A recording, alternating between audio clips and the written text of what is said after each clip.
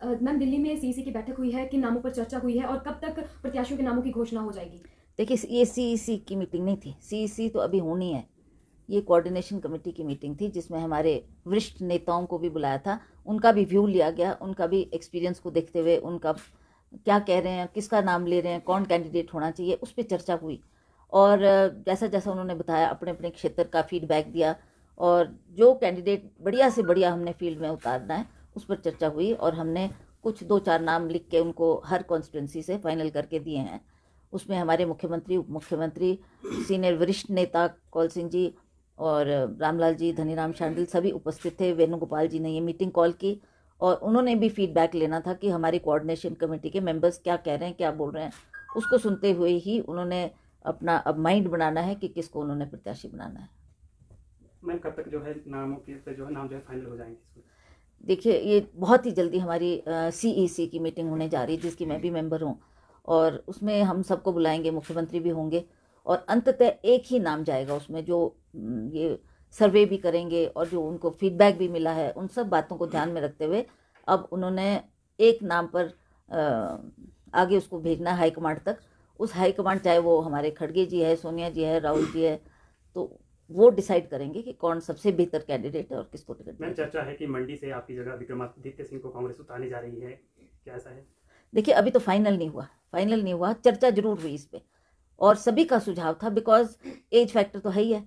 Kangana is a young girl, तो she must be 36-37 और विक्रमादित्य भी 34 साल के, तो ज़्यादा मतलब कंपटीशन में हो तो बराबर बराबर उम्र के हो, एनर्जेटिक हो, लोगों को प्रभावित करने वाला व्यक्ति चाहिए, जो अच्छा ओरेटर हो और अच्छा उसके साथ यूथ भी जुड़ता है और आइकॉन है वो यूथ का। सो ये सारे प्लस पॉइंट्स थे जिसकी वजह से सभी नेताओं ने ये सुझाव दिया। हालांकि उनको ये पता है कि मैं सिटिंग मेंबर हूँ, मेरा टिकट काटना इतना आसान नहीं है, बट उन सभी का सुझाव था कि अगर हमारे लिए ये सीट मंडी की बहुत महत्वपूर्ण है जीतना इसमें, क्योंकि हमारे प्रधानमंत्री जी का भी आशीर्वाद है बीजेपी के कैंडिडेट के लिए और वो भी पूरी ताकत से इस इलेक्शन को लड़ने जा रहे हैं, तो इसमें हमारी तरफ से भी कोई कमी नहीं रहनी चाहिए, कोई कॉम्प्रोमाइज़ नहीं होना चाहिए। जो हमें लगे कि सबसे बेस्ट कैंडिडेट है उसको ही हमें फील करना। कांग्रेस से मैम, क्या आशा कुमारी के नाम पर भी चर्चा हुई है? हाँ, हुई है, बिकॉज वो भी एक सीनियर लीडर है और अच्छा रुतबा रखती है। उनका भी काफ़ी अच्छा रेपुटेशन है अपने लोगों के बीच में, तो उस पर भी चर्चा हुई है, पर अभी वो नाम तय नहीं हुआ है। कुछ का सुझाव कुछ था, उन्होंने सभी ने नोट किया है, सभी ने देखा है कि आपने क्या क्या सुझाव दिए हैं, तो उन्होंने भी सर्वे करवाए होंगे। सर्वे के मुताबिक वो भी जो जिसको सही समझेंगे उसको वो सीईसी की मीटिंग तक लेके जाएंगे और सीईसी इसको डिसाइड करेगी कि कौन प्रत्याशी होना चाहिए। मैम, कांग्रेस हाईकमान से भी आपने मुलाकात की, सोनिया गांधी जी से भी मुलाकात की थी। सरकार और संगठन में अभी तालमेल को और ज़्यादा मजबूत कैसे करेंगे? देखिए, जो हमारी कोऑर्डिनेशन कमेटी की मीटिंग हुई उसमें भी हमें यही आदेश दिया गया कि सभी मिलजुल कर चलेंगे, सभी कार्यकर्ताओं को आप कॉन्फिडेंस में लेंगे, सभी को आपने ये आश्वासन देना है कि अभी 5 साल हमारी सरकार है, हमने जो वायदे किए हैं उनको भी पूरा करेंगे और सभी को अपने मतभेद भुलाकर फील्ड में ले जाएंगे, क्योंकि वर्कर ही है जिसके दम पर हम लोग जीत कर आते हैं, तो उनका मनोबल बढ़ाने की भी हमको आवश्यकता है और हमें विश्वास है कि जल्दी इन बातों को स्टडी किया जाएगा और मेरे को लगता है 3-4 दिन में सीईसी की मीटिंग भी होने वाली है, उसमें फिर फाइनली डिसाइड होगा कि कौन कैंडिडेट होगा। मैम, पूर्व मुख्यमंत्री जयराम ठाकुर ने आरोप लगाया है कि आपने और विक्रमादित्य सिंह ने जो कांग्रेस के एमएलए बागी हुए हैं उनको पहले उकसाया और अब आप लोग पलट गए हैं, पलटू राम की संज्ञा उन्होंने आपको दी है। देखिए, वो क्या कहते हैं, क्या बोलते हैं, वो उनकी सोच है, पर जहाँ तक हमारी बात है, वी आर नॉट, हम कोई बच्चे तो नहीं है कि कुछ किसी के हमारे बोलने पे कोई बात हमारी मानने लगेगा।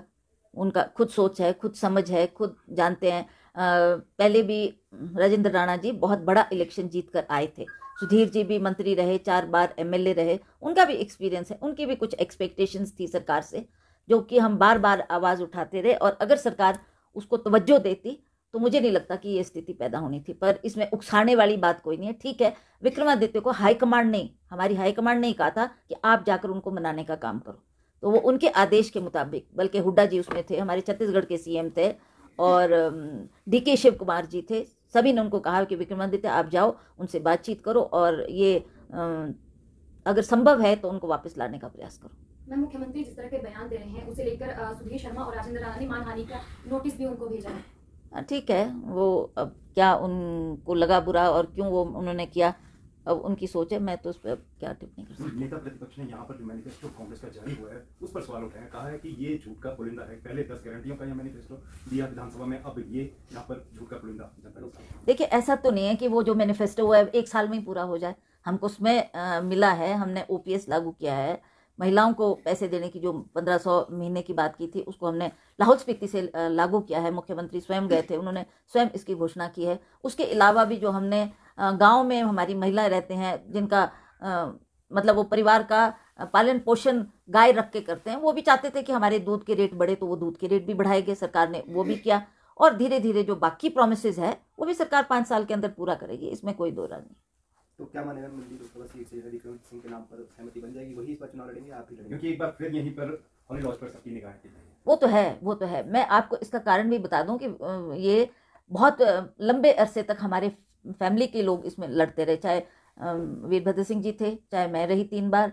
और उसी तरह से अगर लोगों की निगाहें टिकी है और आशा है तो इस परिवार से ही है, इसीलिए वो बार बार उन्होंने ये चुना कि अगर सहमति बनती है तो हम इनको भी अपना कैंडिडेट बना सकते हैं। तो उस पर अब 4 तारीख को फिर चर्चा होगी, और जब एक दफ़ा हाईकमांड उसको टिक कर देगी तो मुझे लगता है कि जैसा वो ठीक समझेंगे वो कैंडिडेट्स का नाम अनाउंस कर देंगे। क्या अगली बैठक में सभी प्रत्याशियों के नाम अनाउंस हो जाएंगे? हाँ, बिल्कुल बिल्कुल, बिकॉज सभी की ये डिमांड भी थी कि जल्दी होना चाहिए, डोंट डिले। हमारे पास टाइम बहुत कम रह गया है, पर सिंस लास्ट फेज में हमारा इलेक्शन, तो इस बात को देखते हुए भी हमने थोड़ा टाइम लिया सोचने का, समझने का, और अनाउंस करने से पहले सारी बातों पर गहन विचार किया गया। अब जल्दी उस पर स्टडी किया जाएगा और वो नामों को हम तय करेंगे। संगठन से भी कोई हो सकता है इस बार चुनाव मैदान में? कहाँ से बात कर रहे हैं? संगठन से भी किसी को उतार सकते हैं, कार्यकर्ता कोई ऐसा हो सकता है, क्यों नहीं। हम तो चाहते हैं कि पार्टी के संगठन को, लोगों को भी मौका मिले। वो भी कई वर्षों से पार्टी की सेवा कर रहे हैं और आने वाले वक्त में भी अगर मौका मिलता है तो उनको भी आगे लाने की आवश्यकता है।